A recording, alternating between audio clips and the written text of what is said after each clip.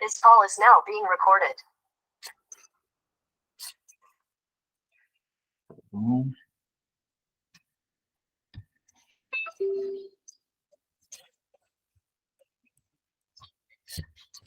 Glória a Deus.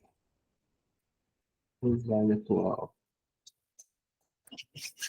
É isso aí, meu povo. A paz do Senhor e boa noite.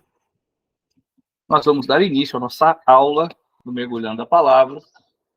Com grande alegria e satisfação, vamos falar da dispensação da graça. Amém?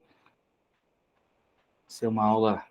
Infelizmente, nós vamos terminar esta aula e depois vamos voltar só em agosto.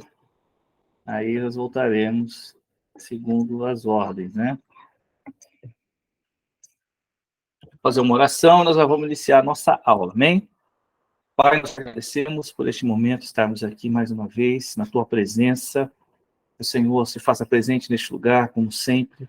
Que a tua glória venha realmente a estar junto conosco nesta hora. Que nós possamos enxergar a tua palavra verdadeira, que ela venha de encontro ao nosso coração, ao nosso espírito. Que nós possamos verdadeiramente, Senhor, estar cheios do Senhor e entendendo segundo o Espírito Santo, que o Senhor venha com a revelação em nosso espírito, para que nós possamos compreender segundo os teus olhos, segundo a tua vontade. Nós estamos de coração aberto, de mente aberta nesta noite, para que o Senhor faça a obra necessária em nós. Nós sabemos que precisamos de tudo que vem do céu. Que o Senhor abençoe a minha vida, Senhor, como professor nesta noite. Que o Senhor abençoe cada um que está presente nesta aula, para que todos nós venhamos aprender segundo o teu Espírito. É o que nós te pedimos e agradecemos em nome de Jesus. Amém e glória a Deus. Meus amados, hoje nós vamos de dispensação da graça. É a sexta dispensação, segundo essa visão de dispensacionalismo, né? Nós seguimos. São 7 ao todo. É uma forma de estudar a palavra, nem não é nada bicho de 7 cabeças, nem misterioso. É um sistema onde nós estudamos a Bíblia e temos uma certa visão sobre a Bíblia, sobre a forma como nós vemos, como Deus agiu com a humanidade, segundo todos esses anos aí, todos esses milênios, desde a criação do homem, né? Nós estudamos todas as outras primeiras dispensações, inocência, consciência, o governo humano, depois a patriarcal, a dispensação da lei, e hoje nós vamos estudar a dispensação da graça, amém? Vamos seguir aqui com a nossa aula. Transição da dispensação da lei para a dispensação da graça. Temos a dispensação da lei que Deus a entregou para o povo da aliança, os descendentes de Abraão, por meio do seu servo Moisés. O objetivo de Deus era preservar a aliança com os descendentes de Abraão, por meio da lei escrita e perpétua, separando o povo de Israel dos outros povos pagãos e os santificando para a vinda do Messias. Então, a lei, né, que a gente tratou da lei, da dispensação da lei, semana passada, nós entendemos que a lei ela veio para o povo judeu, para o povo que era da aliança de Abraão, né, para a família de Abraão, para o povo de Israel, né, para que Deus preservasse esse povo santo e separado dos povos aí da terra, né? Então Deus ele mandou a lei, ele deu a lei para o servo Moisés, para o povo, para que esse povo ficasse separado dos povos, mantivesse santo, para que assim o Messias viesse através desse povo. Nós entendemos que a lei veio com esse propósito, na verdade, preservar, a princípio, né? Preservar os descendentes de Abraão. A lei cumpriu o seu propósito, e apesar de muitos erros do povo de Israel ao longo dos anos, o Messias veio, salvou a humanidade da condenação do pecado. E não só isso, mas por meio de Cristo, Deus liberou uma nova dispensação para a humanidade, cujo beneficiado não seria apenas a nação de Israel, mas toda a humanidade. Então, como sempre, Deus ele agiu com Israel, né? Ele fez aliança com Israel, ele chamou Abraão e a toda a sua descendência, separou um povo e tudo mais, para que todas as famílias da terra fossem abençoadas. Então, cumpriu-se o propósito, né? Então, na última dispensação que nós vemos, a dispensação da lei, que Deus usou para preservar o povo de Israel, apesar de tanto embaraço, de tantos problemas que esse povo criou para Deus, né, e para todo o resto da humanidade aí, tanta coisa que passaram, tantas situações complicadas, que viveu com o Senhor, né?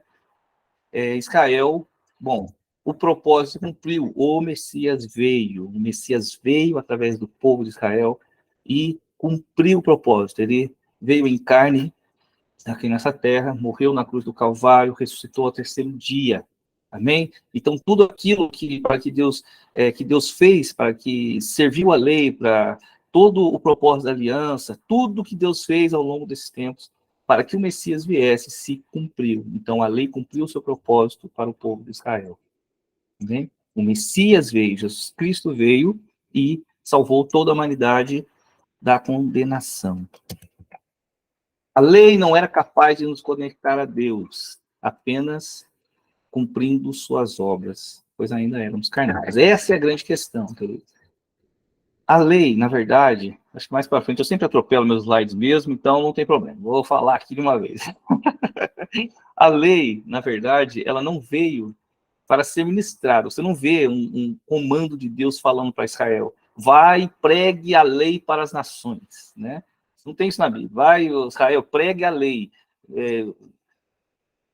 Profere lá, diga aos povos para obedecer a lei. Não tem isso. Muito pelo contrário. Deus fala para Israel, naquele tempo, para que eles destruíssem, aniquilassem ali na terra de Canaã. Era para Israel destruir tudo, não ficar nada, não sobrar nada. Então, Israel não tinha o propósito de evangelizar. Ou seja, a lei, a princípio, ela não veio com o propósito de ir para as outras nações. A lei veio para Israel, especificamente para Israel, para um propósito específico, né? Porém, é a palavra de Deus, né? É a vontade de Deus, é algo que é verdadeiro, né? Está aí e ela é maravilhosa. A lei de Deus, ela ensina o homem, ela mostra ao homem a verdade, né? E mostra ao homem muitas coisas. Ela não era capaz de nos conectar a Deus. Se você for ler em Romanos 7, será que eu pus? Não pus. Se você for ler em Romanos 7, 14, vai dizer lá que a lei é espiritual, mas eu sou carnal, né? Então, como é que eu vou cumprir uma lei espiritual sendo carnal? É impossível para nós cumprir a lei espiritual se a gente é carnal. A dispensação da graça, ela veio para resolver essa questão importante, né? Você vê que as dispensações, Deus foi liberando ao longo do tempo, né? E foi liberando, e conforme a liberação de uma dispensação nova, algo evoluía, algo era melhor do que a antepassada. Então, assim, na dispensação abraâmica, por exemplo, a patriarcal, só é uma aliança. Então, não havia uma regra, não havia uma conduta de vida, havia uma aliança entre Deus e Abraão. Deus precisava que essa aliança perdurasse até que o Messias viesse, né? Na verdade, por toda a eternidade, essa aliança de Israel com Deus vai permanecer. Então, Deus precisava que ela perdurasse para que o seu plano se cumprisse. Então, ele veio e melhorou, porque agora está escrito na lei, e nós podemos ver a lei e seguir a lei, né? No caso do povo judeu, para conseguir ali, né? Seguir a palavra de Deus e estar separado dos povos. Porém, para nós, que somos gentios, vamos dizer assim, né? Aí você vai ver na lei. A lei tem festas, a lei tem dias festivos, a lei tem a circuncisão, e a lei tem outras coisas, né? A guarda do sábado, que aí você vai ver assim, né? Hoje nós não fazemos, irmãos, nós não fazemos essas coisas, nós não guardamos sábados, nós não nos circuncidamos, certo? Não circuncidamos nada, não fizemos nada disso. Por quê? Porque não era propósito de Deus que a lei fosse vivida dessa maneira. Então, ela não foi abolida no sentido de ela não ter validade, mas ela foi passada. Israel cumpriu, a lei cumpriu o seu papel, né? A graça, ela veio com uma nova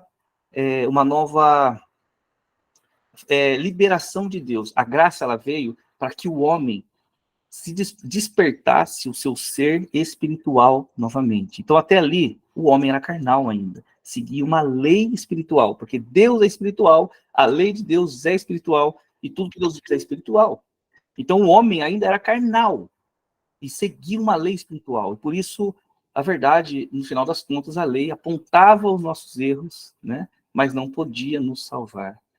Na dispensação da graça, Deus, ele consertou isso aí, ele trouxe para nós uma liberação que despertou o nosso espírito. Mas nós vamos falar isso mais para frente um pouquinho. Deus não planejava que a lei fosse salvação, mas veio para um propósito específico com Israel. O plano de salvação sempre foi Jesus Cristo desde o começo, ou seja, a lei nunca foi o plano de salvação. A lei foi um método, um meio que Deus usou para manter o povo santo, até que o Messias chegasse. Amém? Na dispensação da graça, o problema de cumprir a lei espiritual na carne seria resolvido pelo despertamento espiritual do homem, o novo nascimento. O judeu não sabia, não tinha ideia do que é o novo nascimento. Por quê? Porque é algo no espírito, é algo que acontece no espírito. Nós ouvimos muito dessa mensagem na última aula da Andressa e Samuel lá em Francisco Morato, que foi maravilhoso. Falamos muito sobre isso aí, eles falaram muito sobre isso aí, esse novo nascimento, essa transformação no espírito. E isso é isso que aconteceu na graça, na dispensação da graça. O homem se despertou no espírito, o novo nascimento, né? Aí ia vindo o Espírito Santo. A condenação da alma pelo pecado, conhecido através da lei, foi substituído pela salvação, pela fé em Cristo. Então, nunca foi a salvação pela lei. Deus não traria a salvação à humanidade pela lei, até porque não foi dito a Israel pregar a humanidade sobre a lei. A salvação era por meio da graça, era por meio de Cristo, era pela fé em Jesus Cristo. Esse sempre foi o objetivo de Deus na salvação. Por quê? Por causa do despertamento espiritual, porque para que a gente visse a lei com os olhos de Deus, de maneira espiritual, despertados, né? Então a graça ela veio com essa liberação mais poderosa, que nos conectou à realidade eterna e ao próprio Deus mesmo, né? Então a lei ela veio com a graça ela veio com este propósito. Em João 16:7 diz: todavia digo-vos a verdade, que vos convém que eu vá, porque se eu não for, o Consolador não virá a vós. Mas quando eu for, vou-lhe enviarei, e quando ele vier, convencerá o mundo do pecado, da justiça e do juízo. Então é o seguinte, né? Jesus fala, quando Jesus estava na terra, ele já era o rei, já estava a salvação, certo? Mas o homem ainda não estava despertado espiritualmente. Por quê? Porque o Espírito Santo ainda não tinha vindo sobre a terra. Jesus fala, eu vou para que o Espírito venha. Quando ele vier, ele convencerá o mundo. Aí sim, o mundo vai saber sobre Cristo, sobre a salvação, sobre a fé e sobre tudo isso. Quem vai convencer? O próprio Deus, o próprio Espírito Santo convencerá o homem no próprio Espírito. Quando fala convencer o mundo do pecado, da justiça e do juízo, não é um convencimento somente racional, amém? É um convencimento revelado, é uma revelação. Hoje nós temos plena consciência do nosso pecado, nós temos plena consciência de onde vem a nossa justiça, e nós temos plena consciência do juízo, quem será condenado e quem estará perdido. Quem está condenado? Aquele que não aceita Cristo como Senhor e Salvador de sua vida. E quem está salvo? Aquele que aceita como Jesus Cristo como Senhor e Salvador de sua vida. Recebe o sacrifício de Cristo, né? E tudo aquela obra da cruz, ele vem para aquele que o aceita. Então essa é a questão da salvação, né? Sempre foi isso o plano de Deus. Então, na dispensação, nessa transição que teve, né, da lei para a dispensação da graça, foi esse despertamento espiritual do homem. Essa é a grande questão. Então, Jesus Cristo veio, morreu, expiou nossos pecados, né, e nos resgatou para Cristo, para Deus. Nesse resgate, nesse sacrifício que foi aceito, perfeito por Deus, nós retornamos a nos conectar de novo ao céu pelo Espírito, né? Nosso espírito despertou, ele se renovou, e assim as liberações de Deus passaram a vir não mais em pedras, tábuas da lei, sobre mandamentos, sobre costumes, mas veio em revelação direto no espírito do homem. Isso mudou tudo, mudou toda a nossa conexão, mudou toda a nossa visão das realidades e das coisas que são eternas. Conceito e origem de graça. A palavra graça é de origem latina, cuja grafia é gratia. Essa palavra tem raiz na palavra grega charis, o qual tem por significado amor incondicional, dom gratuito, favor concedido a alguém, generosidade incondicional. Quando se fala incondicional, é exatamente isso que significa, sem condições, um amor sem condições. Quando fala que Deus derramou a graça sobre nós, ele fala que, né, o amor de Deus é incondicional, ou seja, ele não vê, ele não Ele não vai nos amar segundo as nossas obras, ou por causa das nossas obras. Ele não ama só quem é bom ou só quem é mau. Não, ele ama a todos e deseja a todos os homens. Essa é a verdade. O desejo de Deus é que todos os homens se salvem, né? Como foi dito na aula ontem, na segunda-feira aí. Todos os homens, é a vontade de Deus que sejam salvos. Então, esse amor, ele é incondicional. Então, não depende das nossas ações para que Deus nos ame. Se fosse assim, já estaríamos condenados, já estaríamos perdidos, e nada mais poderia acontecer conosco. Mas tudo que ele fez com essa questão, porque ele ama o homem. Ele amou o mundo de tal maneira que deu o seu Filho unigênito. E o mundo não era uma beleza, querido. O mundo é cheio de pecado, o mundo é cheio de desonestidade, carnalidade, tudo que é ruim. Mas Deus amou de maneira incondicional e entregou de graça, ou seja, sem pagamento, né?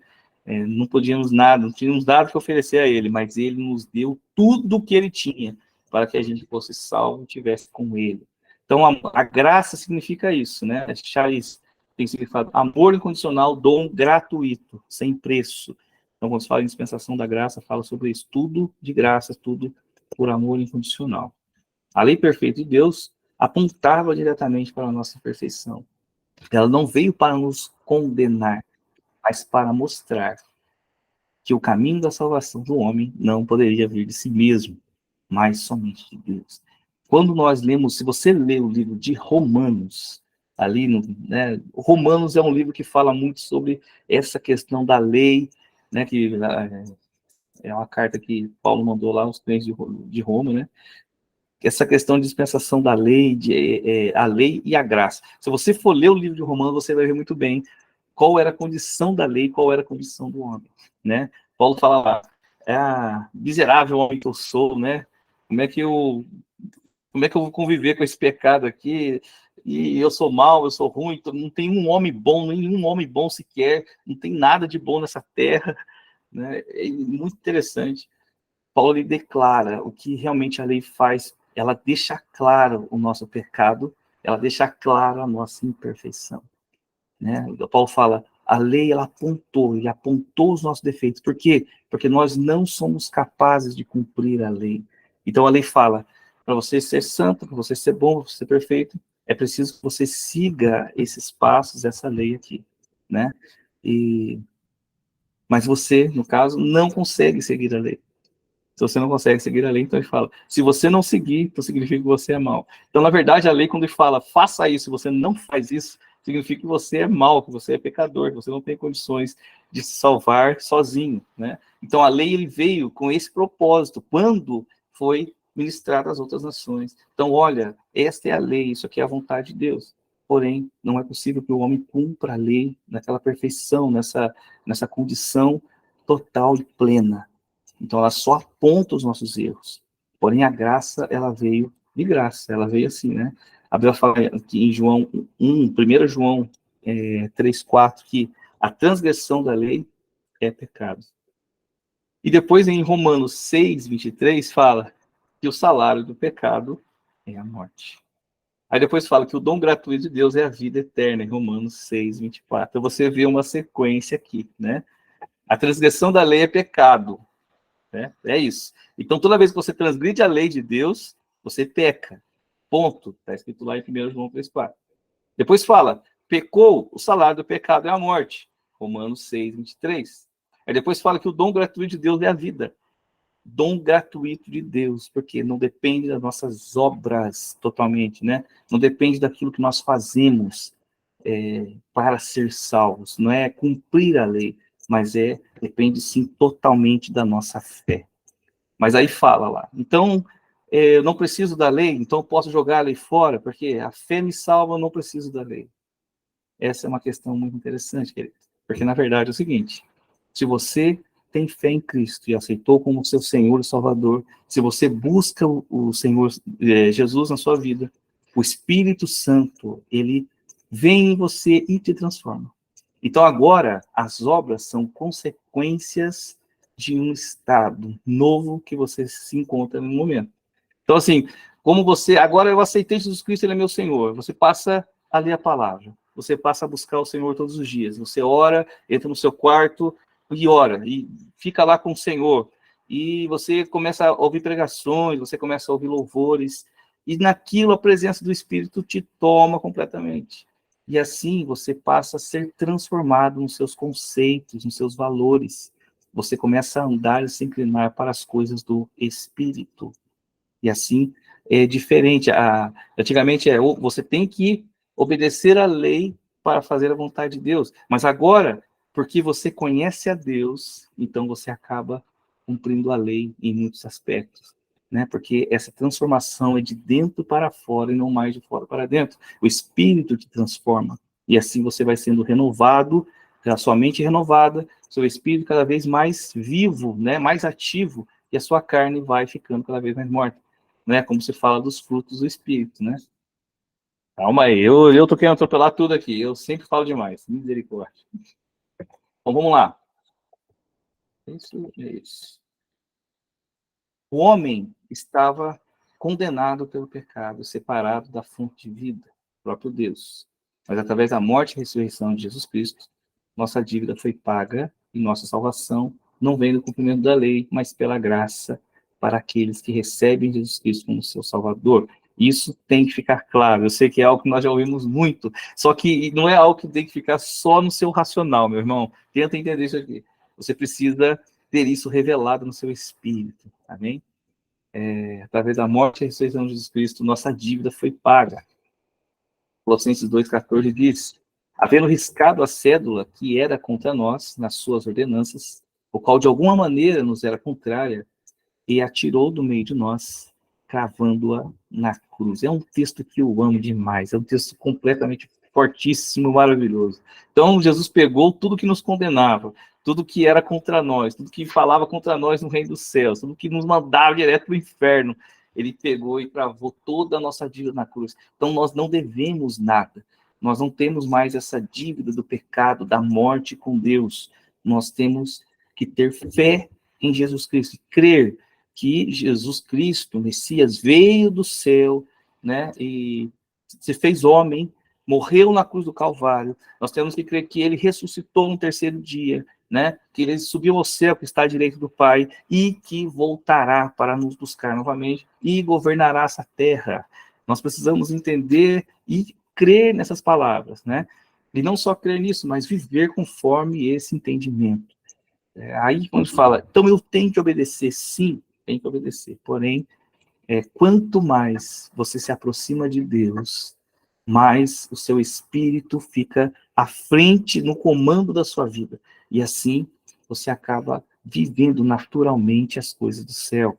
Né? Então, eu só leio a palavra, eu só me inspiro, eu só leio livros que são de Deus, eu só busco a presença de Deus o tempo todo. É impossível que essa sua atitude de buscar o céu o tempo todo não transforme você.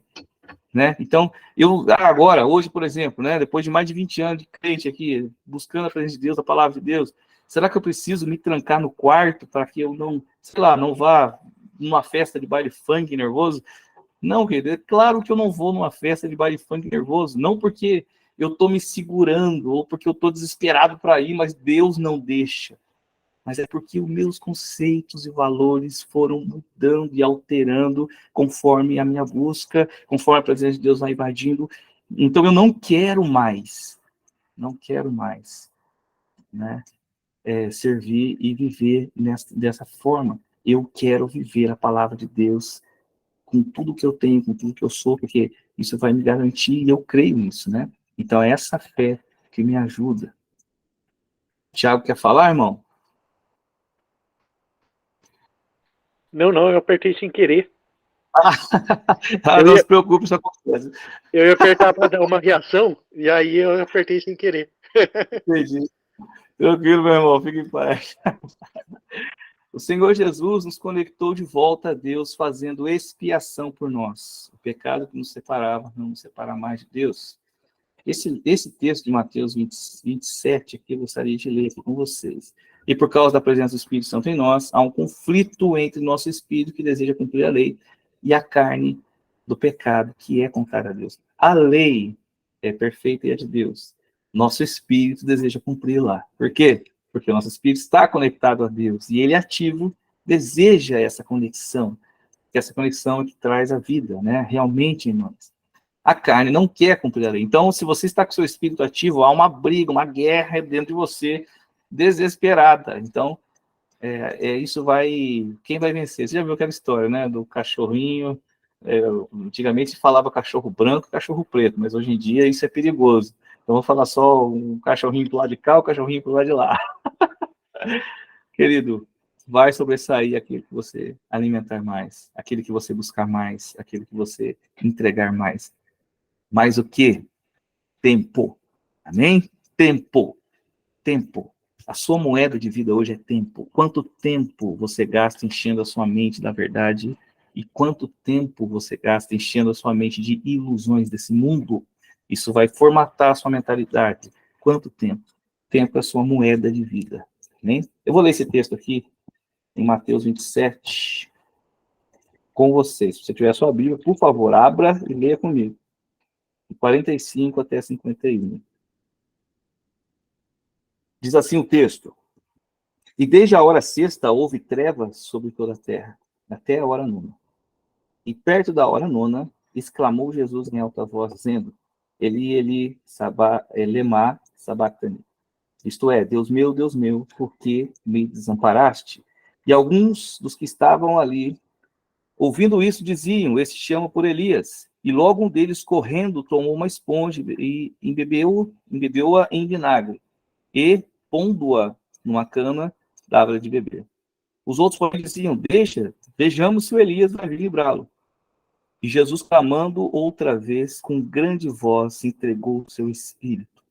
E eis que o véu do templo se rasgou em dois, de alto a baixo, e tremeu a terra, e fendeu-se as pedras, e abriram-se os sepulcros, e muitos corpos dos santos que dormiam foram ressuscitados, e saindo dos sepulcros depois da ressurreição dele, entraram na cidade santa e apareceram a muitos. Texto fortíssimo. Então, no momento em que Jesus morreu, houve trevas na terra, houve um terremoto, e o véu do templo, que era algo que era um símbolo da separação do homem de Deus. Atrás do véu deveria estar a Arca da Aliança, que representa o próprio Deus, né? E ali só um sacerdote poderia entrar e fazer toda aquela expiação e fazer toda aquela questão com o povo, né? Aquilo foi um símbolo, né? O véu do templo se rasgou, ou seja, não há mais separação entre Deus e o homem. O homem está de volta conectado, nós somos expiados, nós somos resgatados para entrar na presença de Deus novamente. Hoje nós falamos isso e parece algo comum para nós, né? Hoje eu posso entrar, o véu do templo se rasgou. Mas nós precisamos experimentar, entrar de verdade nesse lugar, né? E viver as experiências espirituais para nos fortalecer no espírito. Se não, queridos, hoje em dia, nós seguir a lei, né, somente na questão carnal, é religiosidade. Nós vamos ser religiosos, obedecendo, fazendo na carne. Mas a experiência real está no Espírito. E nós precisamos buscar essa experiência a todo custo. Essa é a questão da dispensação da graça. Nessa dispensação, podemos escolher se vivemos na carne ou no Espírito. Porém, sabendo de que se quisermos viver no Espírito, teremos que buscar o alimento para ele e lutar constantemente contra a vontade da carne. Romanos 8:5, ele vai dizer o seguinte, queridos, eu amo esse texto, eu vivo usando esse texto. Por quê? Porque ele fala muito interessante. Eu vou ler um pouquinho, vai. Vamos ler a Bíblia aí, meu povo. Ô, meu Pai do céu, vamos lá. Romanos 8, rapidinho aqui. Vamos ler a palavra de Deus em Romanos 8, no versículo 5. Sempre eu uso esse texto, porque ele traz uma imagem, uma consciência interessante. Diz assim, ó: porque os que são segundo a carne inclinam-se para as coisas da carne, mas os que são segundo o Espírito, para as coisas do Espírito. Porque a inclinação da carne é morte, mas a inclinação do Espírito é vida e paz. Porquanto a inclinação da carne é inimizade contra Deus, pois não é sujeita à lei de Deus, nem em verdade pode ser. Tá vendo? Olha que interessante, ó. Porque a inclinação da carne é inimizade contra Deus, pois não é sujeita à lei de Deus. A carne não é sujeita à lei de Deus. E nem em verdade pode ser. É impossível para a carne ser sujeita à lei de Deus, porque é espiritual. Portanto, os que são da carne não podem agradar a Deus, não conseguem viver segundo a vontade de Deus, não vivem dessa forma, porque não entendem, não experimentam a presença. Vós, porém, versículo 9, não estáis na carne, mas no Espírito, com o E maiúsculo, Espírito Santo, se é que o Espírito de Deus habita em vós. Mas se alguém tem o Espírito de Cristo, esse tal não é dele. Não tem. Ou seja, para ser de Cristo, é preciso que tenha o Espírito de Cristo. Porque é este que revela a verdade, a graça, é este que revela a presença, é este que revela, que nos conecta verdadeiramente a Deus. E no versículo 10 diz, e se Cristo está em vós, o corpo, na verdade, está morto por causa do pecado, mas o Espírito vive por causa da justiça. É lindo demais. Então Deus fala, a sua carne não pode servir a Deus, não pode seguir a lei, não pode agradar a Deus. Mas se você vive no Espírito, então você é inclinado a viver a lei. Você é inclinado. Aí Paulo fala, lá em Romanos 7, né? Eu não consigo, o que eu quero fazer, eu não consigo fazer. Eu só faço o que eu não quero fazer. Por quê? Porque o seu espírito está despertado, conhece a lei e sabe que a lei é boa e deseja de todo o coração viver a lei. Porém, a carne, essa briga constante que nós temos, porque a carne é desobediente, é rebelde, ela quer viver a sua vontade e é totalmente contra a palavra de Deus. Então, nós temos esse conflito em nós, é um conflito interno em nós. E precisamos, sim, buscar sempre essa questão, porque aqui em Romanos 8:5 fala, aqueles que são espíritos se inclinam, preferem, eles vão dar partido para as coisas do espírito, mas os que são da carne, eles vão viver segundo a carne, não tem outro jeito. Amém, queridos? Essa é a graça, ela nos trouxe, a dispensação da graça, ela nos trouxe essa opção. Nós podemos viver no espírito. Nós temos essa condição hoje por causa da graça. Deus liberou esse poder sobre nós através de Cristo. Nós podemos, é escolha nossa, viver ou não no Espírito. Né? Então, na dispensação da graça não veio mais uma tábua da lei para você obedecer. Veio o próprio Espírito Santo revelando em você a vontade de Deus. Isso é maravilhoso, magnífico. Quando iniciou a dispensação da graça? Vamos lá, quanto que foi o começo? Só que eu tenho que policiar, meu Deus, já são 8h35. Deus me ajude hoje. Não é fácil, não. Quando iniciou a dispensação da graça? A marca da dispensação da graça é a vinda do Espírito Santo. Né? O Espírito de Deus despertou o Espírito do homem para a vida interior. Glória a Deus, irmã. Tá vendo? Ô, meu pai, é assim que o professor fica feliz, vocês sabem. Vocês também são pessoas. Ai, Pai do céu. Né? Então, Deus despertou para a vida interior, convencendo o homem no espírito do pecado, da justiça e do juízo. Alguns estudiosos de teologia sistemática chamam essa dispensação, tem alguns que chamam de dispensação do Espírito Santo ou dispensação da igreja, né? Porque é onde começou todo o movimento da igreja, foi na dispensação da graça. Foi quando começou a pregação do evangelho para todos os povos e nações. Então, aí que os povos e nações tiveram o acesso à palavra de Deus, à verdade, né? Depois de Cristo, porque quando ele veio, veio para as nações, para todos os povos, né? Então, a partir daí que teve toda essa questão de pregação. Então, alguns falam que é a dispensação da graça, chamam de dispensação da igreja. A gente fala de dispensação da graça, fala de dispensação do Espírito Santo. Por quê? Quando o Espírito veio aqui nessa terra para convencer o homem, para amadurecer o homem, para conectar o homem a Deus, né? Por causa do sacrifício de Cristo. Há quem diz que a dispensação começou com a morte expiatória do Senhor Jesus Cristo, ou na ressurreição do terceiro dia, ou ainda no Pentecoste, quando veio o Espírito Santo. Mas a verdade, vamos lá, agora vamos colocar a verdade. A verdade é que a graça veio com a morte de Cristo, ela se tornou possível com a morte de Jesus Cristo, expiatória, né, que traz livramento do pecado, livramento da lei, livramento da condenação pela lei. Então ela trouxe purificação, a morte de Cristo e a ressurreição, né, do Senhor Jesus Cristo. Ela foi garantida, ou seja, primeiro ela foi possível por causa do sacrifício, mas ela se garantiu, se estabeleceu por causa da ressurreição. Então, se Jesus não tivesse ressuscitado, nada de graça, meu amigo. Ou seja, a obra não foi completa e nada aconteceu. Então, ela veio foi possível por causa da morte, ela foi garantida pela ressurreição, quando Jesus ressuscitou no terceiro dia, e ela começou a agir, a graça ela começou a agir no coração do homem, quando o Espírito Santo veio em Pentecoste.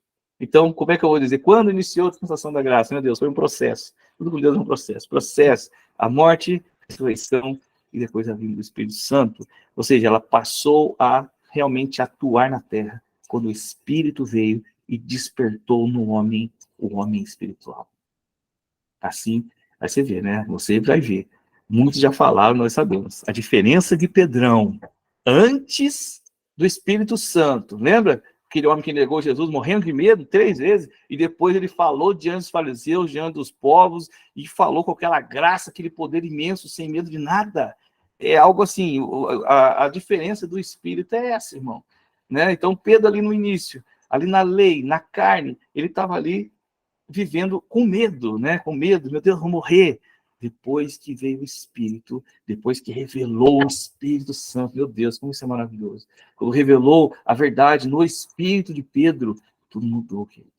Pedro não teve mais medo da morte. Pedro não teve mais medo de nada. Pedro está enfrentando o fariseu, enfrentando o romano, enfrentando o rei, enfrentando quem viesse contra ele. Por quê? Porque o Espírito revelou dentro dele a verdade, né? Quem realmente era Cristo. E a obra de Deus, o que realmente foi feito naquela cruz do Calvário e o que continua fazendo em nós. É tremendo, é maravilhoso. É um clássico você vê a diferença de um homem que segue a lei e um homem que tem revelação do Espírito Santo de dentro para fora. Isso aconteceu na dispensação da graça, no momento em que tudo aconteceu, né? No momento da morte, ressurreição e Pentecoste. Aqui diz em Mateus 3:11, eu batizo com água para arrependimento. Era o João Batista falando, né? Mas depois de mim vem alguém mais poderoso do que eu, tanto que nem sou digno de desatar, né? Nem de lavar as suas sandálias. Ele os batizará com o Espírito Santo e com fogo. Então faz essa questão. Ali João Batista ele batizava com água do arrependimento. Então ele sabia que ali era algo do céu, era algo poderoso, mas era algo ainda dentro de uma decisão de um homem, né? Então, homem, eu decido me arrepender, eu decido viver segundo esse ensinamento. Ele vai e se batiza para morrer e depois ele sobe ressurreto, ele sobe como se tivesse renascido em uma nova decisão, né? Uma nova decisão. Eu decido viver a vida em Cristo. Só que o João Batista falou, depois de mim, vai vir alguém que não vai batizar só com água. Não vai vir alguém que não vai batizar só com arrependimento, no entendimento, na renovação da sua mente. Ele vai trazer o Espírito Santo e vai trazer fogo, poder do céu para atuar no espírito do homem e agir no espírito do homem. É tremendo. A diferença é algo surpreendente, sobrenatural e maravilhoso. Amém? Vamos lá. Observarmos, eu já falei isso, eu acho, algumas vezes, né? Se observarmos, a lei mosaica veio para Israel, para mantê-los separados dos povos e preservá-los na aliança branca. O povo de Israel não tinha a missão de pregar a lei para os outros povos, eles apenas tinham que obedecê-la. Eu disse, né? Eu sempre atropelo meus próprios slides, olha aí. Então, quantas vezes eu já falei isso durante a aula? Já disse, mas eu acredito agora. Amém, queridos? Então, vamos lá. A lei, ela veio, na verdade, para o povo de Israel. A lei escrita, a lei para ser cumprida, a lei para ser vivida daquela maneira em estado de lei, né? Você cumpre ou você morre. Você cumpre ou você se perde. Você cumpre ou você vai... Amém, irmã. Agora esse povo me ajuda. Disse a irmã desses que eu tenho que ser dito muitas vezes. Então, ela vem e se cumpre, né? Então, é assim para o povo judeu. Você vai ter que cumprir a lei. E, senão, você vai ser extirpado. Várias vezes, quando você vai ler Levítico, Êxodo ou Deuteronômio, fala, quem não fizer isso será extirpado do povo, expulso, né? Vai ser tirado fora do povo. Porque ou você cumprir a lei, ou você será extirpado do povo, ou você será apedrejado, ou você será morto. Essa que é a realidade. Então, a lei era isso. Era para cumprir na marra, né? Para cumprir na carne, só na marra, irmão. Porque, misericórdia, né? Quem vai cumprir a lei por livre espontânea vontade na carne? Não vai. É preciso estar em espírito. Então a lei ela veio com esse propósito para Israel, somente para Israel. Israel não pregou para os povos de Canaã, Israel não pregou para o Egito, Israel não pregou para a Síria, Babilônia, nada disso. Né? Israel somente viveu e obedeceu a lei, até que veio a graça. Amém? Então essa é a questão. Com a vinda do Messias, a dispensação da lei cumpriu o seu papel, e agora temos as famílias da terra. Agora todas as famílias da terra foram abençoadas segundo a promessa de Deus a Abraão. A graça, a salvação, se estendia para toda a humanidade de todos os tempos. Quando há essa outra diferença da dispensação da graça, a lei mosaica veio praticamente para o povo judeu. A graça, ela foi o cumprimento, né? Cumprimento de tudo que a lei disse, porque se cumpriu em Cristo. A lei inteira é Cristo. As profecias, basicamente, falam sobre Cristo e sobre a restauração de Israel por meio de Cristo. Sempre é Jesus Cristo. Não tem nada que a Bíblia fala que não tem algo a ver com Jesus Cristo. Né? Então, ela se cumpriu em Cristo. Então, com a vinda do Messias, se cumpriu a lei. A lei ela foi personificada. Jesus Cristo veio, a lei se cumpriu nele, toda nele. Né? Então, ele fez com que a lei, tudo aquilo que foi escrito, se cumprisse nele. A partir dali, ele cumpriu o seu papel, morreu, ressuscitou. A partir daí, todas as famílias da terra passaram a ser abençoadas. E foi a partir dali que Deus falou: vai e prega as nações. Vai e ministra as nações. Vai e traga as nações, porque agora é a graça, agora é o favor merecido de Deus. Agora eles têm que saber sobre tudo, para que aceite o Salvador, né, que já veio e ressuscitou e agora está com Deus, e eles sejam salvos. Amém? Essa sempre foi a vontade de Deus e sempre foi o plano de Deus para nós, para toda a humanidade. A partir da dispensação da graça, as boas novas deveriam ser declaradas a todos os povos da terra, tendo os apóstolos de Cristo recebido o poder do Espírito Santo para esse propósito. Né? Batismo no Espírito Santo, aquele poder para isso. Então, os apóstolos, eles receberam o poder do Espírito Santo. Sinais, maravilhas, inspirações à palavra, ensinamentos profundos, revelações do Espírito, eles foram equipados com todo o poder do céu para trazer ministrações para a terra. E essas ministrações eram poderosas, irmão. Primeira pregação de Pedro, 3.000 homens já. Né? 5.000, nem lembro. Teve um com 3, um com 5, e assim vai. Paulo, então, os confins da terra eram poucos para ele. Né? Eu acho que se pudesse, ele ia pregar em Marte, né? E era tudo quanto é lado. Ele foi para tudo quanto é lado. Então, assim, quando Jesus liberou e deu poder, né? Veio o Espírito Santo, liberou fogo, liberou poder sobre eles. Então, todas as nações da terra começaram a compreender sobre a palavra de Deus e tiveram acesso a esta graça. A graça não veio para Israel somente. A graça veio para o mundo. A graça veio para os povos de todos os tempos. E assim se cumpriu as profecias e a própria lei de Moisés. Amém?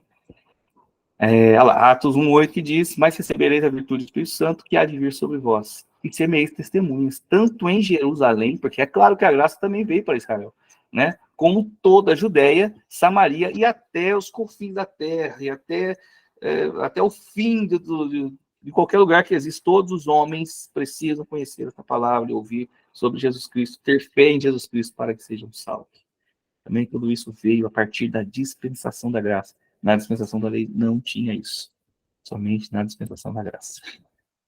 A igreja, vamos lá, somos nós. Olha a galera vibrando um louvor. Oh, glória, viu? A graça alcançou toda a humanidade.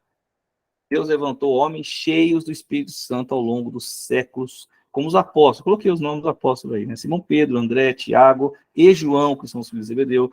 Filipe, Bartolomeu, Tomé, Mateus, Tiago, filho de Alfeu, né, que esse aqui é o Tiago menor, né, que depois começou a ser o líder da igreja. Tadeu, Judas Tadeu, né, todo mundo conhece assim. Simão, o Zelote, e Matias, que depois entrou no lugar do Judas Iscariotes, né, que foi o traidor. Depois Matias lá com o Litomi. E, por último, o maravilhoso, o apóstolo Paulo, que é um dos meus preferidos. Todos são uma bênção, né, mas o apóstolo Paulo posteriormente, né? Isso foi só o começo. Homens foram levantados em todos os tempos, inclusive nos dias de hoje. Queridos, olha só.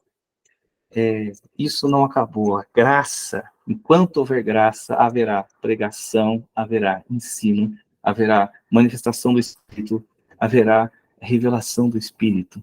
Enquanto houver graça, quando aquele quiser buscar a Deus, vai encontrar. Então, acredite, irmão, você está vivendo o tempo da graça. Então, se você está vivendo o tempo da graça, aproveite tudo que você puder. Né? Porque tudo que você buscar, a Bíblia fala, batei e abri-se-vos-á, pedir. Caramba, eu estou aqui, é só pedir, é só bater, é só insistir. E as portas do céu vão se abrir, tudo que você pedir, em nome de Cristo, ele vai te dar. Né? Então, a graça está liberada para todos os povos. Nós precisamos entrar por esta porta. A porta da graça está aberta. Esse é um assunto, a irmã falou aqui, ó, a porta da graça está aberta, mas se fechará. Entendeu, irmãos? Exatamente isso. A graça tem um tempo como qualquer outra dispensação, né? A graça nos trouxe autoridade para fazer obras maiores que as realizadas por Jesus, irmão, por Jesus, aqui na terra ainda como homem. Jesus falou assim, que obras maiores seriam feitas, né? Que o Espírito está em nós. As obras que ele fez na terra, hoje, nós temos condições de fazer obras maiores. Por quê? O Espírito, ele vai agir segundo a necessidade de onde nós estamos. Né? Então, é assim que funciona. O Espírito ainda quer que a gente testemunhe sobre Cristo. A pregação ainda está aberta. A palavra sobre pregar as nações e os confins da terra ainda está liberada, ainda está em vigor. Então, nós precisamos ministrar, pregar e levar essa palavra até os confins da terra, porque a porta da graça ainda está aberta. Então, vamos salvar o máximo de pessoas possível, pelo menos que ouça a palavra, para que essa palavra entre no coração, o Espírito Santo os convença do pecado, do juízo, né, da justiça de Deus, e essa pessoa se converta a Cristo, e possa conhecer o seu Espírito, possa conhecer as coisas maravilhosas do céu. Amém?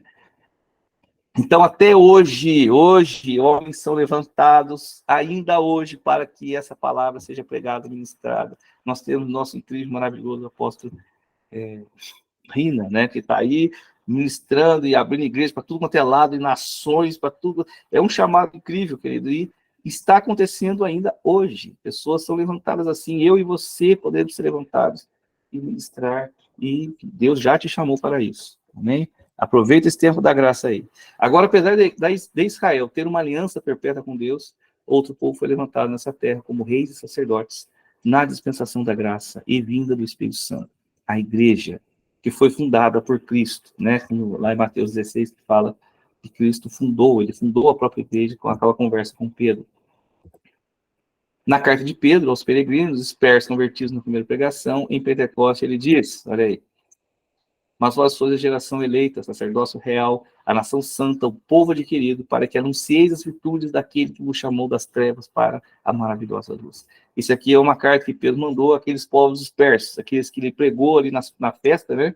Que ele estava ali, a festa de Pentecostes, ele pregou e mais de 3.000 homens se converteram, e depois se dispersaram, foi cada um para o seu lado, ele mandou uma carta aí, para que essa carta rodasse para tudo quanto é lado dessas pessoas aí, e ele mandou esta mensagem, dizendo que, né, dentro da carta ali, que agora eles são o sacerdote, ou seja, essa história de que a igreja é a nova Israel, que a Israel perdeu só o seu posto para a igreja, tudo bobagem, amém, queridos? A aliança que Deus tem com Israel, as promessas que Deus fez para Israel, de uma terra perfeita, uma terra próspera, toda aquela promessa sobre que vai acontecer ainda. Então, Israel tem esse chamado. Porém, aqueles que aceitam a Cristo como Senhor Salvador e são transformados, eles são chamados também como sacerdócio real, ou seja, conexão, né? Ele é conexão eterna, exatamente, a eterna aliança com Israel, porque é uma aliança perpétua, isso vai perdurar. Se você for ver todos os profetas, mesmo aqueles que deram paulada em Israel lá, né, antes da deportação para a Babilônia, ou antes de eles ser dispersos pela Síria, lá também, Israel do Norte, Israel do Sul, Judá do Sul, sempre teve aqueles profetas que vieram, Elias, Ezequiel, né, que estava durante ali o processo da Babilônia, Jeremias, antes da questão da Babilônia, quando Jerusalém foi levada, né, Judá todo foi levado lá para a Babilônia e ficaram cativos. E assim, os profetas eles vieram, né, com toda aquela Oséias, né, um pouco antes de Israel Norte ser também dispersos pela Síria, seria uma pregação pesada, queridos, algo realmente que Deus falava com Israel ali, dizendo que eles foram infiéis, né, que estão levando castigo por isso. Porém, toda vez, todos os profetas, independente da profecia, sempre termina com a restauração completa de Israel. Sempre. Todos os profetas vão falar da restauração de Israel, de uma plenitude que Israel vai viver na terra prometida. Há algo para Israel no fim dos dias. Nós sabemos disso, que Israel tem aquelas questões, aquelas promessas para viver, e elas vão se cumprir ainda, né? Nós cremos nisso. Mas, hoje, nós, como igreja, também fomos chamados a um povo real, sacerdotal, né? Uma nação separada do mundo, né? De todo esse conceito do mundo. Um povo adquirido, comprado, para anunciar as virtudes de Deus, né? Aquele que nos chamou das trevas. Então, nós entramos enxertados, né? Lá em Romanos, eu não lembro exatamente onde, deve estar escrito aí em algum lugar depois, né? Pareceu. É isso mesmo. Nós entramos, é esse texto que fala que nós somos enxertados, que Paulo fala sobre a igreja, para ver se causa algum ciúme nesse povo, e assim eles voltam, né, à sua essência real e aceitam Jesus Cristo como seu Senhor.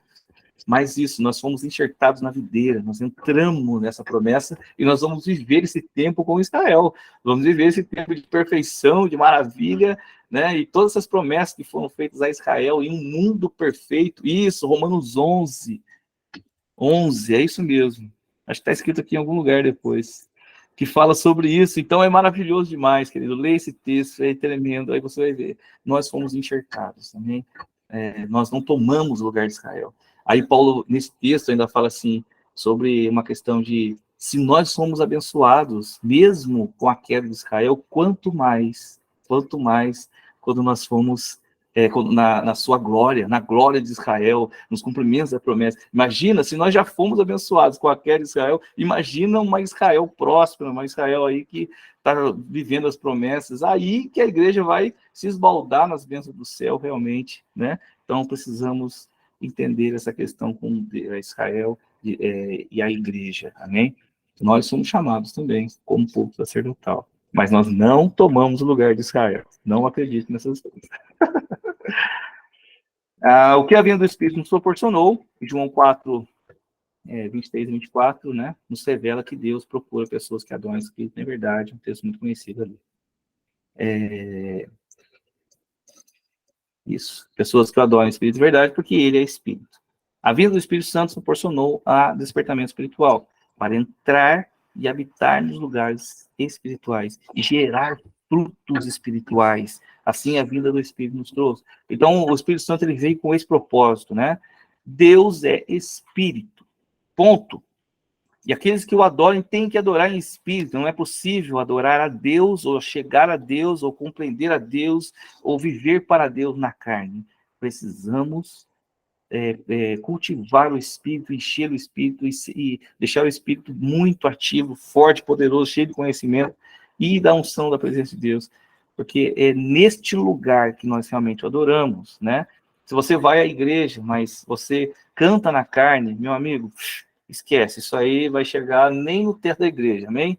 Nem, ainda você canta baixinho lá ainda, canta lá com aquela timidez, num cantinho, pode esquecer. Agora, se o seu espírito estiver ativo, você vai declarar as suas declarações, o seu louvor, a sua adoração vai atingir o céu. Se você entrar no lugar santíssimo, você vai experimentar a presença de Deus, ela vai te envolver, você vai sentir ali, e é algo maravilhoso. A sua adoração nunca mais será a mesma. Você vai ser maluco aí, como eu e outras pessoas aí. Misericórdia, eu passo por doido na igreja, mas tem muita alegria disso aí. Então, o Espírito Santo nos trouxe o seguinte: novo nascimento no Espírito, ou seja, um despertamento espiritual, né? Essa questão de renascer no Espírito e ver as coisas de maneira espirituais e olhar e enxergar de maneira espiritual todas as coisas, um novo nascimento. Consciência do pecado, da justiça e do juízo. O Espírito Santo nos trouxe isso. Então, consciência que nós somos pecadores, que nós somos justificados, não pelas nossas obras, mas pela obra de Deus em nós e do juízo, em questão de condenação e salvação. O Espírito traz isso para nós, dentro de nós. Não é algo que é exterior, é algo que é interno, é verdadeiro dentro de nós. Amém? Fruto do Espírito, né? Escrito lá em Gálatas 5:22, nós conhecemos eles. Então, o Espírito, ele trouxe isso. O que é fruto do Espírito? É a consequência da obra do Espírito em nós. Né? Então, o Espírito está em nós, e nos conduzindo, nos revelando e nos ministrando. E isso gera uma transformação natural. Então, se você anda no Espírito, você vai ser manso, você vai ser bom, você vai ter alegria. Né? Quando eu falo, por exemplo, alegria, mas alegria, que é felicidade, essa alegria espontânea que nós temos, e não, querido, alegria no Espírito. Alegria no Espírito, por exemplo, ou paz no Espírito, ela não depende do ambiente que você está, não depende do que está acontecendo à sua volta. Pode estar o mundo pegando fogo, circulando, você pode estar à beira da morte, pode estar caindo de uma altura do abismo, você pode estar numa fogueira, né? Como é que fala? Cara, aquele negócio. Como é que fala aquele negócio, meu Deus do céu? Que os três lá se. Sadraco, Mesaque. Fornalha de fogo. Obrigado, irmã! Glória! Você pode estar numa fornalha de fogo ali, sendo cozinhado, mas você não tem medo, você está em paz, você está feliz. Sabe por quê? Porque essa alegria não depende do ambiente que você está. Ela só depende, é um fruto do Espírito. Essa alegria é no Espírito. Nada é capaz de tirar essa alegria, nada é capaz de tirar a paz, porque está fora, além do que o mundo mostra para você. Então, fruto do Espírito é consequência do agir de Deus. Então, nós nos tornamos bom, benigno, nós nos tornamos felizes, a paz, né, a longanimidade, todos aqueles frutos vão sendo gerados em nós, desenvolvidos em nós, a partir da presença do Espírito, conforme nós vamos buscando ele e estando na presença dele.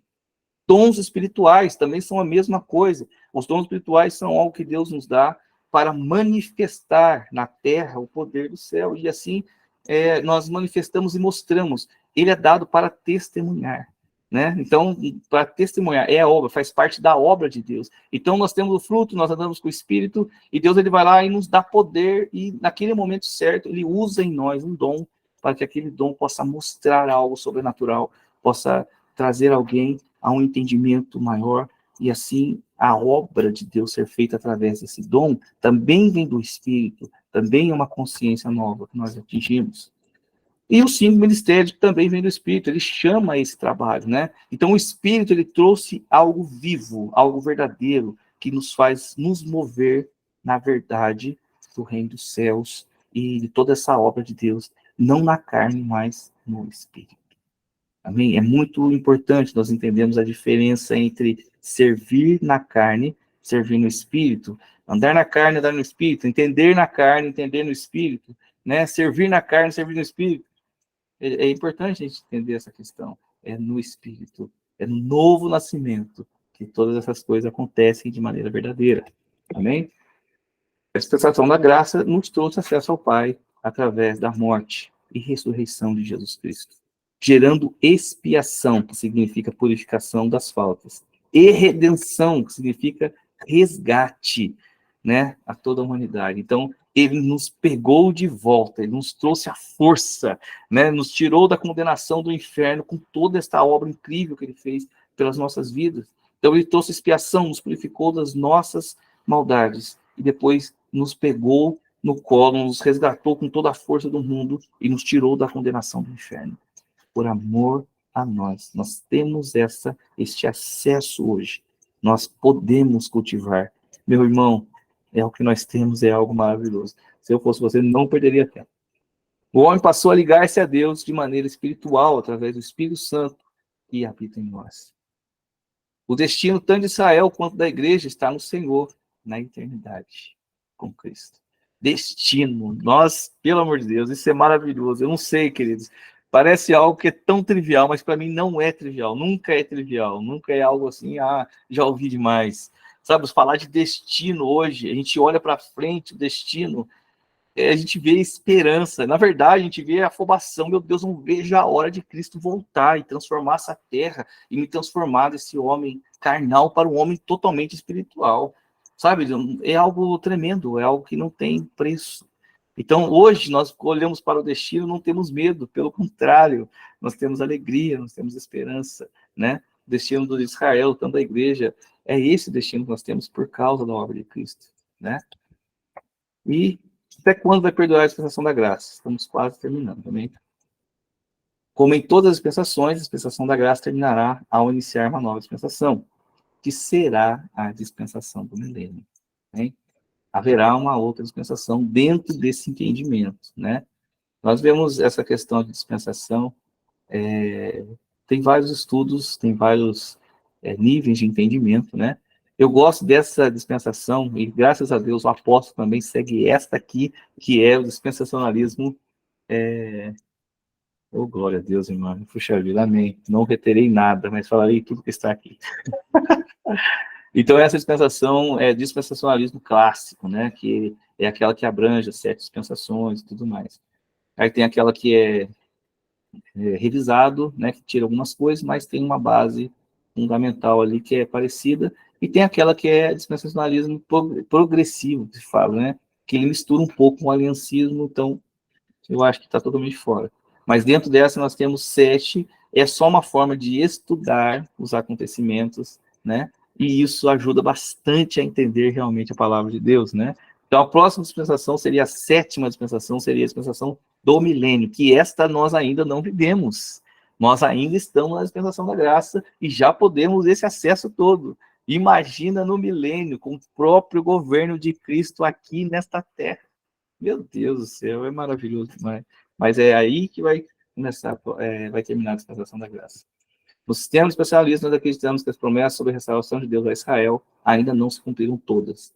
Muitas delas ainda se cumprirão no futuro. E essa é a nossa diferença com o sistema teológico e aliancista. Então, assim, né, essa é a questão. Nós acreditamos que as promessas de Deus para Israel são literais e se cumprirão ainda na sua totalidade, né, em algum momento. E este momento é quando? No milênio. Então, no milênio, a terra que Deus prometeu a Israel será dividida realmente, aquela terra que Deus deu para o povo judeu será dividida como Deus planejou. Eles nunca conquistaram a terra inteira, toda a terra com perfeição. Jesus Cristo, que é a raiz de Davi, vai estar lá governando, né? Deus prometeu a Davi que nunca teria, nunca, não passaria, sempre teria alguém da linhagem de Davi que governaria Judá, governaria Israel. E esse alguém será Jesus Cristo, nesse caso, né? Que foi contado como linhagem de Davi e que governará no milênio. Nesse momento, Israel vai ter todas as promessas garantidas, todas aquelas promessas de paz, de perfeição, de prosperidade, e todas as promessas cumpridas na totalidade, nós vamos ver no milênio. Tá bem? Assim como a igreja também verá muitas coisas no milênio, a transformação do seu corpo e da sua mentalidade e tudo mais. Né? Deus gera em nós, cumprimento o propósito de Deus aqui na terra de forma única e triunfante. É isso mesmo, irmão Tiago, é isso mesmo, exatamente isso. Em Daniel 9, meu Deus, eu não posso entrar muito nesse assunto, é só para vocês entenderem aonde que começa e aonde que termina, e só. Falar das 70 semanas de Daniel é um assunto que eu amo, de paixão, demais, eu amo esses assuntos, mas será estudado em escatologia, amém? Nós vamos estudar a fundo em escatologia. Hoje eu vou citá-lo aqui só para fins desta aula. Em Daniel 9, 24 e 27, veremos a profecia sobre as conhecidas 70 semanas de Daniel, onde apontam acontecimentos que se daria para o povo judeu até a vinda de Cristo. Nas escrituras vemos que 69 semanas já se cumpriram, né? Que fala sobre 7 anos para a reconstrução de Israel. Ah lá, está aqui. Uma semana, era isso mesmo, para a reconstrução de Israel, 62 semanas até a vinda e a morte de Jesus Cristo, né? Que seria a vinda do Salvador. E a última semana ainda não se cumpriu. Ou seja, 69 semanas das 70 semanas que foram previstas para Israel se cumpriu. Essa semana, uma semana ainda não se cumpriu. Essa semana nós acreditamos que é os 7 anos da grande tribulação, que ainda vai acontecer no futuro. Quando Jesus ascendeu aos céus, acreditamos que a contagem das 70 semanas parou. Então, essa é a grande questão que eu quero explicar aqui. Então, quando terminou a contagem de 69 semanas, Jesus subiu aos céus, parou a contagem. Esse é o entendimento né, dos dispensacionalistas que nós acreditamos aqui. Parou a contagem, encerrou a contagem da profecia de Daniel para Israel. E começou a era da igreja, né? Então, começou a pegar as nações, começou a fazer toda essa questão de pregação, ministração a todos os povos. A igreja começou a desenvolver, o Espírito começou a trazer as revelações, e todas essas questões aconteceram durante esse tempo que nós estamos ainda vivendo, amém? Estamos ainda vivendo esse tempo que é o intervalo da profecia para Israel. Em algum momento, em que momento? Deixa eu ver se está escrito aqui. No arrebatamento da igreja, né, que vai acontecer, nós acreditamos, nós somos pré-tribulacionistas, né, dentro das questões, então acreditamos que a tribulação, a igreja será arrebatada antes da tribulação. Então, nesse momento em que a igreja subiu, vai começar a recontagem desses últimos 7 anos que Israel vai viver a profecia das 70 semanas, né? Então, a igreja vai subir, e a terra estará aqui ainda nessa questão, vivendo a grande tribulação que nós vemos em Apocalipse, todos aqueles acontecimentos, os 6 selos, as 7 trombetas, as 7 taças da ira de Deus e tudo mais. Estudaremos isso, não se preocupe, amém? Vou falar isso muito paulatinamente, que eu amo esse assunto. Aí está escrito aqui em Tessalonicenses, 1 Tessalonicenses 4,17, vemos o texto. Depois nós, os que ficarmos vivos, seremos arrebatados, juntamente com ele nas nuvens, a encontrar o Senhor nas ares, e assim estaremos sempre com o Senhor. Esta é a igreja, amém? Mas Deus ainda tem uma obra a terminar com Israel. Na grande tribulação ainda haverá salvação. Então, olha só, quando que a dispensação da graça vai terminar? Quando a igreja for arrebatada? Não, sabe por quê? Por causa disso aqui, ó. Na grande tribulação ainda haverá salvação. Então, as pessoas que aceitarem Cristo e não aceitarem a marca da besta, vão se salvar ainda. Então, se há salvação, há graça. Tá bem? Então, nesses 7 anos de grande tribulação, ainda haverá graça. Portanto, a graça ainda estará operando. Assim, cremos que a dispensação da graça acabará com a vinda de Cristo para governar a terra para sempre. Então, quando Jesus vir no milênio, aí sim, né? Quando ele vier para governar a terra, aí vai encerrar a dispensação da graça e vai começar a dispensação do milênio, que é o governo de Cristo. Na dispensação do milênio, novas liberações sobre o homem e sobre a terra ocorrerão. Então, nesse momento, né, quando o milênio acontecer, muitas coisas vão mudar. O homem será transformado e glorificado, né? E a terra também será renovada. Será um tempo maravilhoso. Jesus Cristo vai ser o governante da terra.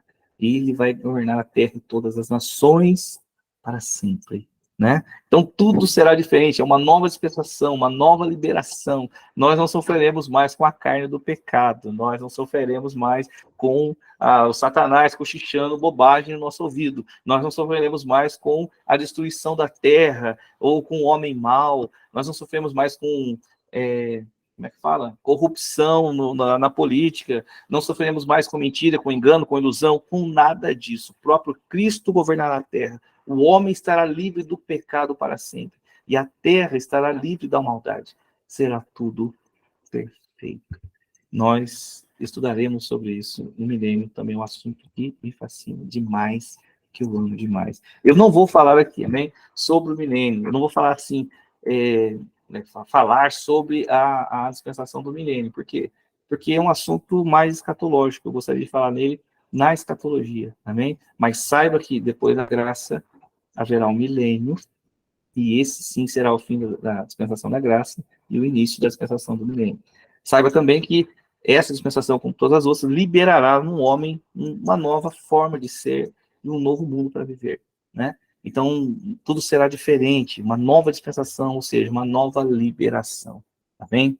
Bom, para encerrar essa nossa aula, eu gostaria de trazer aqui e só recordar as alianças e as dispensações que nós vimos ao longo de todo esse tempo, tá bem?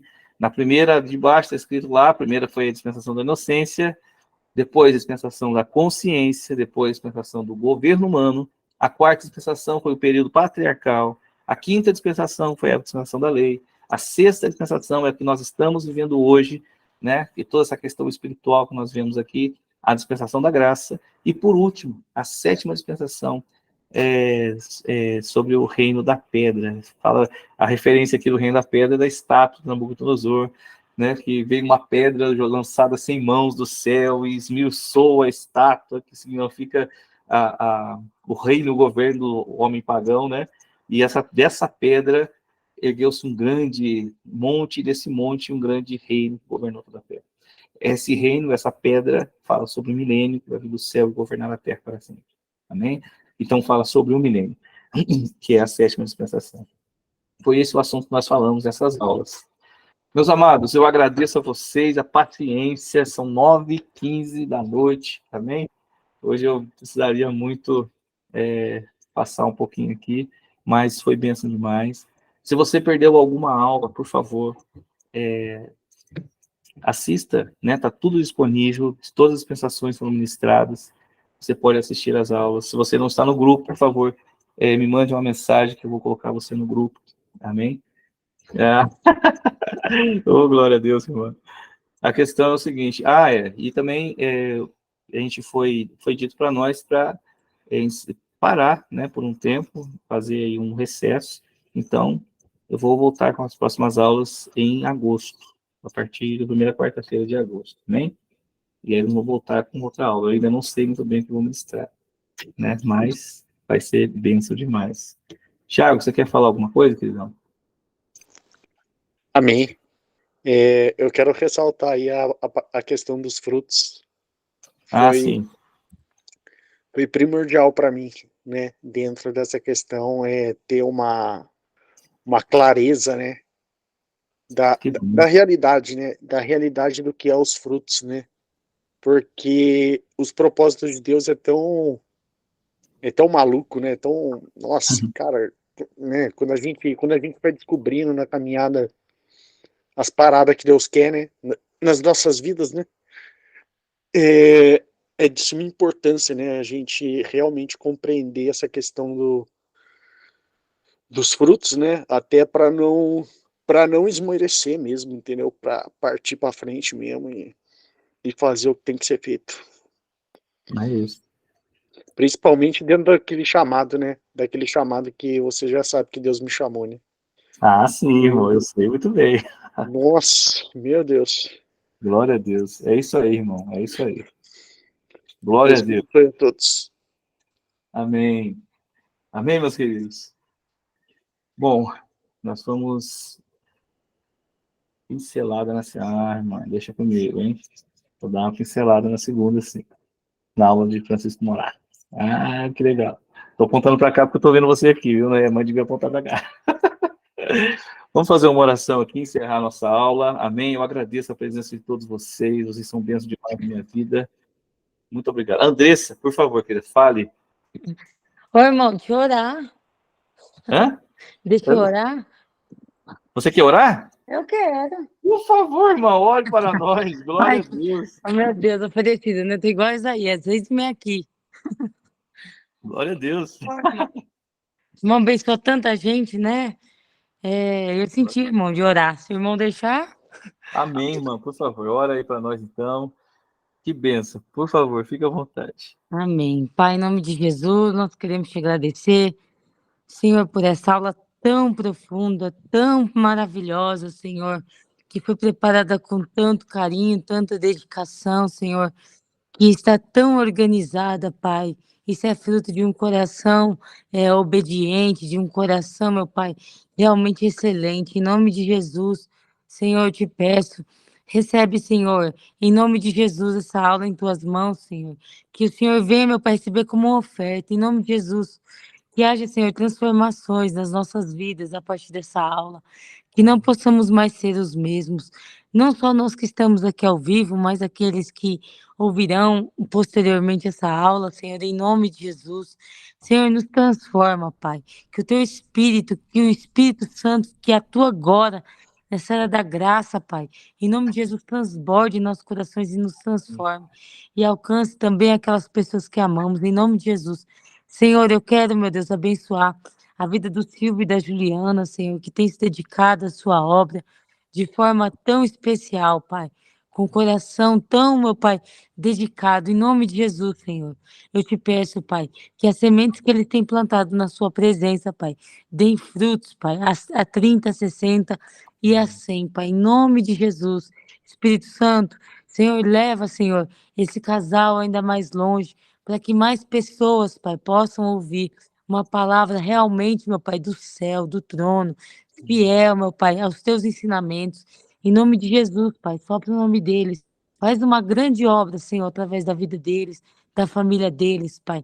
Senhor, meu desejo, Pai, era que em todo Bola de Neve tivesse um professor tão excelente como o Silvio, Pai. Senhor, que o ensino fosse levado tão a sério. E eu te peço em nome de Jesus, Pai, derrama, meu Pai, sede da palavra, Pai, sobre os corações dos nossos irmãos de Guaratinguetá e região, Pai. Que muitas pessoas venham saber, meu Deus, dessa aula de quarta-feira e venham desejar participar, ainda que sejam de outras cidades, mas principalmente, Pai, a igreja local dele, e eles venham reconhecer, Pai, que o Senhor venha, meu Deus, a realmente fazer esse tempo, meu Pai, em que esse trabalho venha ficar em evidência, não para a glória do Silvio, nem da Juliana, mas para a glória e a honra do teu nome, Senhor. Sim, Para Pai. que a sua palavra seja pregada com excelência, Senhor, e as vidas venham ser transformadas. Pai, é assim que eu oro e te agradeço em nome de Jesus. Amém. Amém. Amém. Amém. Obrigado, irmão. É quase eu em misericórdia. Eu começo a entrar aqui no Espírito. Eita, glória! Pentecostal, né, irmão? Glória a Deus. Sai o irmão aqui tudo aleluiado aqui. Obrigado, irmão. Deus abençoe. Amém. Deus abençoe. Tchau, gente. Deus Tchau. abençoe. Até Tchau, a próxima. Tiago. Tchau. Deus abençoe. Glória a Deus. Tchau, ali. Rapaz. Tchau.